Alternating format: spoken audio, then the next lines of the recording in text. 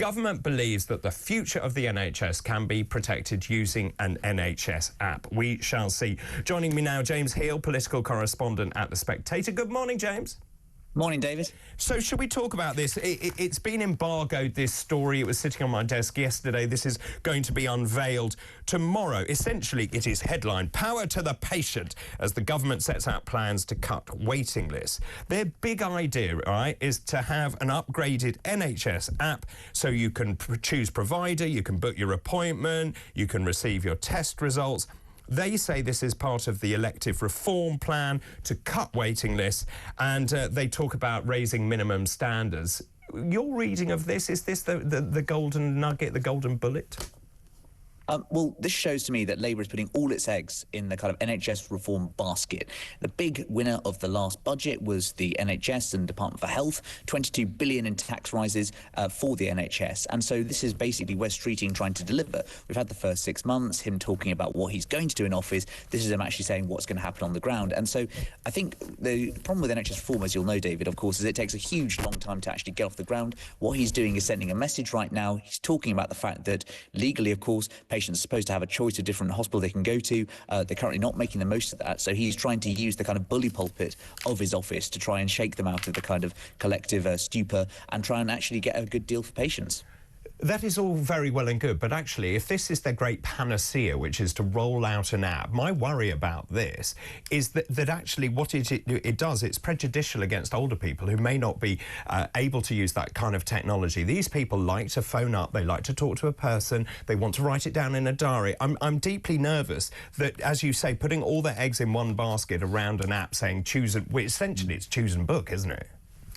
Well, that will be the big criticism of them. I mean, Wes Streeting would counter that by saying, more people use NHS apps than Netflix, for instance. Obviously, it shows a huge... Well, you had to, James. You were forced to do it. Fair point. I take that point. I think, that's going to be the big criticism. And, of course, the other thing, of course, is getting an appointment. So it's all very well saying about actually freeing up the app. The key thing, of course, is how many people you're going to get into the system. And I think the problem for them is that how quickly is the investment going to come into line? Because often the danger is that the NHS swallows up the money and actually won't improve on the services they're delivering. Well, they say that under this app, you can view and manage your appointments. You can choose from a wide range of providers, which I'll talk about in a minute. I can book diagnostic tests through community diagnostic centres. Look, I broadly welcome it. I actually think it's a good idea, and you get your test results delivered back to you. But in terms of reform generally, this isn't going to cut the mustard.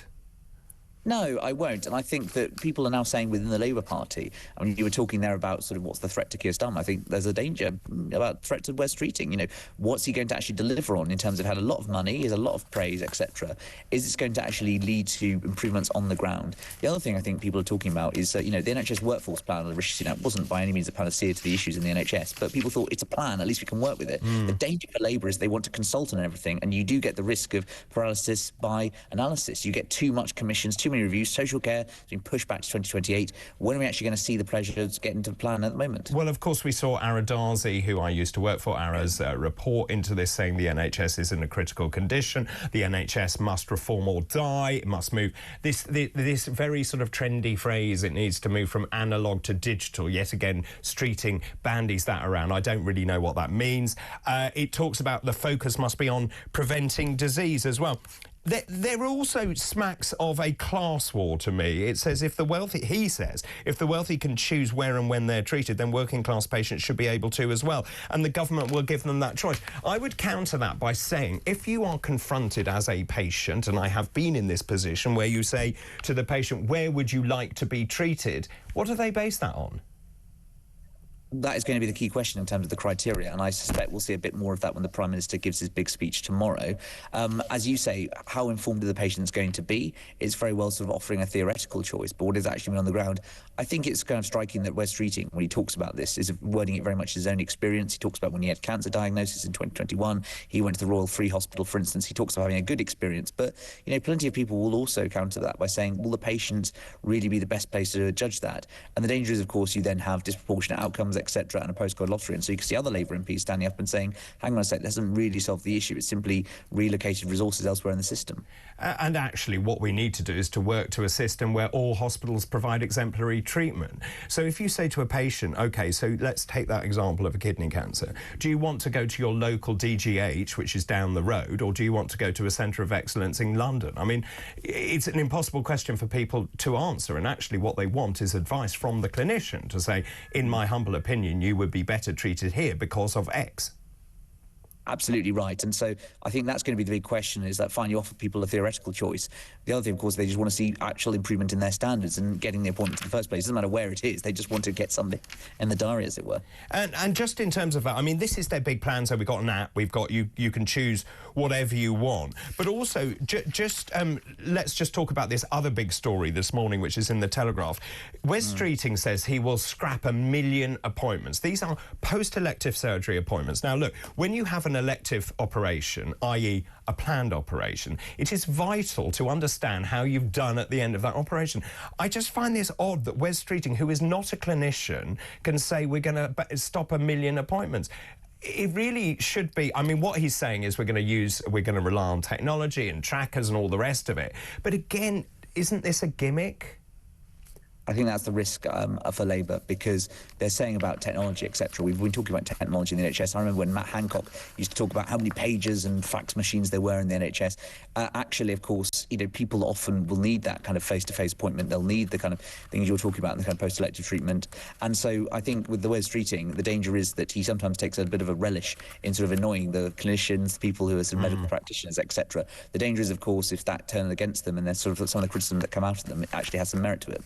Can we just talk about this, if I may? The Mail, the front page of the Mail, you will have seen this. Starmer will be out of number 10 in a year. I mean, this is absolutely fascinating. When you read the copy, this is a big poll for the Mail on Sunday. Furious voters attacking his poor handling of the economy, the NHS, immigration, the cost of living crisis. They expect the Labour leader to last another year at most. 2/3 say he is doing badly. And your thoughts on that? I mean, this is going to make very sobering reading for him. It will, certainly. And I think, for me, the telling thing from 2024 was talking to a veteran of the 1997 and 2024 Labour conferences and just comparing the striking difference in attitude. 1997, Blair just got in, had won a big landslide, similar levels to Starmer a few months ago, really triumphant, we're the masters now.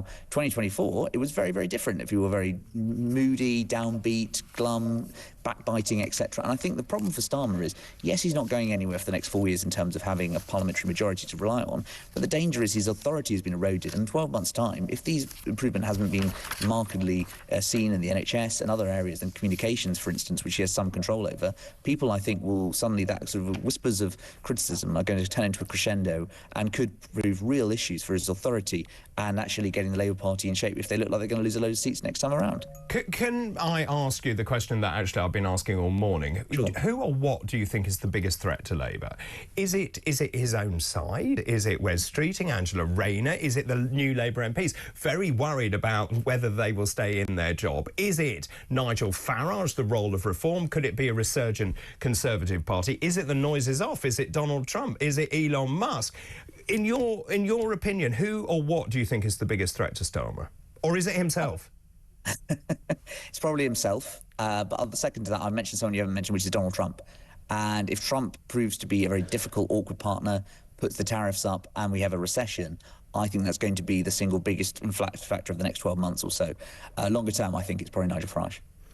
That's fascinating. And in terms of Elon Musk, I counted yesterday, he tweeted 6 times about British domestic politics in the space of an hour. I mean, he is obsessed with the UK. I think he very much sees it as a playground for his influence. Labour have this policy of don't engage, don't give it oxygen, etc.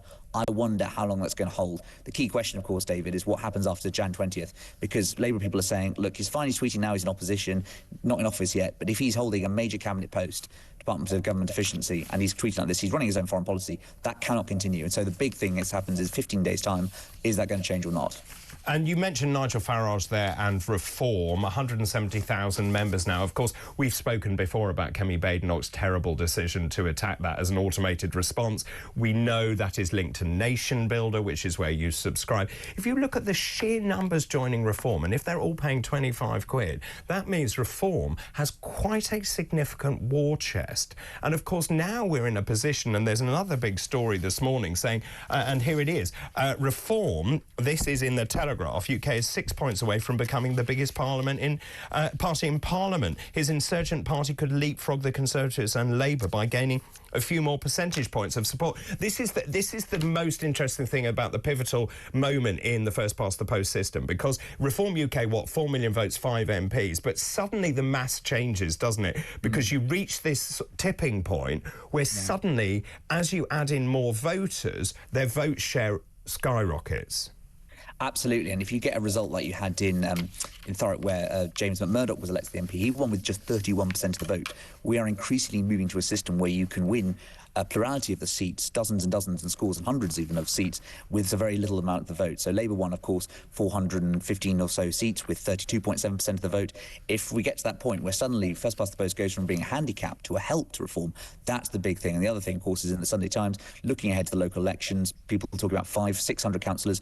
Nigel Farage, as you'll know, David, is following the Paddy Ashdown model. You build up the local association, you build up councillors, and then you go for the national next time, the parliamentary constituency. So that's going to be a huge handicap for Kemi Badenoch, I think, when it comes to 4 months' time.